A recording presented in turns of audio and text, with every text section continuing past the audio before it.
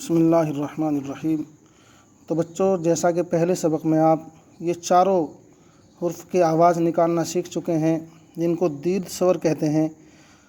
औ, ओ, ऊ, आ, ये चारों स्वर की आवाज़ आप सीख चुके हैं। अब ये जो पार्ट नंबर 3 है, इसमें लघु स्वर जिसको बोलते हैं हिंदी में, और उर्दू में उनको कहेंगे हरकत, यानी ज़बर ज़ेर पेश। तो आज हम आपको इसके बारे में बताने जा रहे हैं। ये 4 स्वर सीख चुके हैं। इस पाठ में 3 लघु स्वर आ, ई और ऊ के बारे में बताया जाएगा, जिनको खींचकर नहीं पढ़ा जाता बल्कि सिर्फ हरकत की जाती है। इन स्वरों को वर्ण के रूप ऊपर और नीचे चिन्ह लगाकर दर्शाया जाता है। वर्ण मतलब किसी हुर्फ के ऊपर, किसी शब्द के ऊपर इनको चिन्ह लगा करके दर्शाया जाता है। जैसे यहाँ आप देख रहे हैं, ये हुर्फ के ऊपर आएगा तो उसको ज़बर कहेंगे।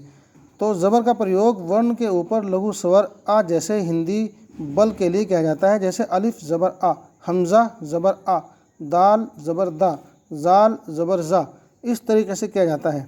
ज़ेर का जो इस्तेमाल किया जाता है, ज़ेर का प्रयोग किया जाता है स्वर ई के लिए, यानी कि खींच करके नहीं, जैसे छोटी ई की आवाज़ होती है इस तरीके से गिर की तरह वर्ण के नीचे किया जाता है। जैसे हमज़ा ज़ेर ई, बा ज़ेर बी, रा ज़ेर री, इसी तरह से गारा ज़ेर गिर, सारा ज़ेर सिर, इस तरीके से इसका प्रयोग किया जाता है। इसी तरीके से पेश का प्रयोग भी लघु स्वर ऊ के लिए किया जाता है, यानी पुल की तरह वर्ण के ऊपर किया जाता है।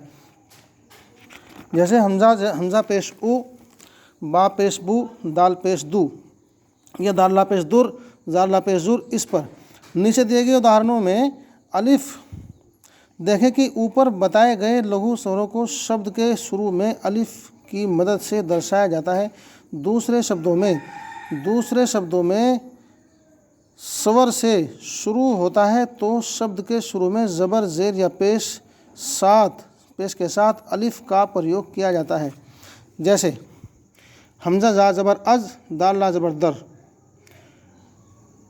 रिदा राजेर री, दाल अलिफ ज़बर दा, रिदा, हमज़ा ला पेश उर, दाल वा पेश दू, उर्दू, दाल ला पेश दुर।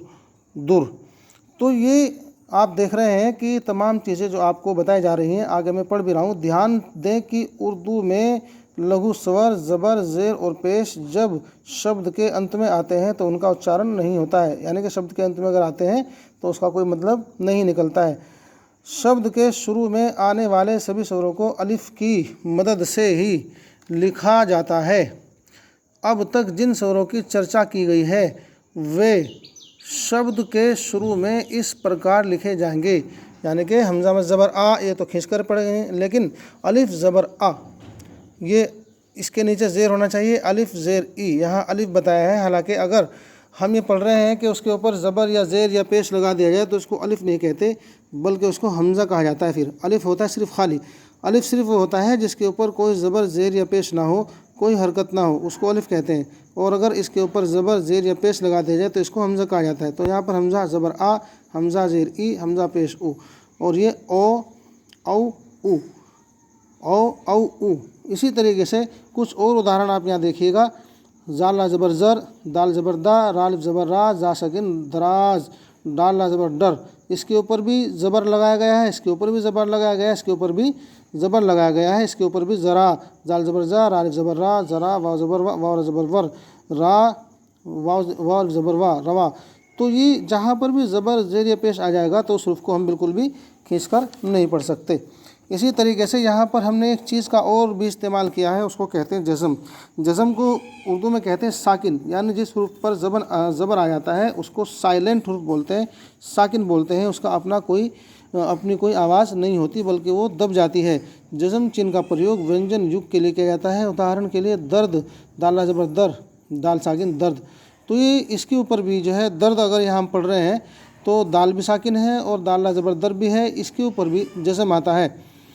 तो अगर इसके ऊपर जज़म आ रहा है तो यहाँ भी दाल साकिन आई, दोनों ये भी साकिन हो गई। शब्द के जज़म का प्रयोग बताता है कि रा और अंतिम दाल के बीच कोई स्वर नहीं है। दर्द, उदाहरण यहाँ आप देखिएगा, वार्ड, ये आ गया रा, ये रा जो है यहाँ साइलेंट हो गया।